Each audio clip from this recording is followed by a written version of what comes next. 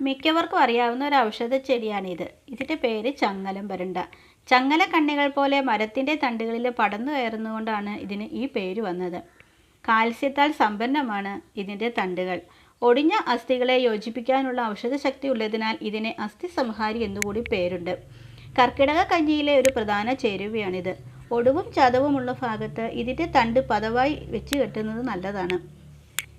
ഇതിൻ്റെ ഇളം തണ്ടും ഇലയും തണലിൽ ഉണക്കിപ്പൊടിച്ച് പതിവായി കഴിക്കുന്നത് വിശപ്പില്ലായ്മ, ദഹനക്കുറവ് എന്നിവയ്ക്ക് ശമനമുണ്ടാക്കുന്നു. ഇതുകൊണ്ട് നമുക്ക് ചമ്മന്തിയും ഉണ്ടാക്കി കഴിക്കാം. ഏറെ ഉത്തമമാണ്. കഫം, വാതം സംബന്ധമായ അസുഖങ്ങൾക്ക് ഇത് വളരെ നല്ല ഔഷധമാണ്. ഇപ്പോൾ മിക്കവരുടെയും വീടുകളിൽ ഈ ഔഷധ ചെടി ഉണ്ടായിരിക്കും.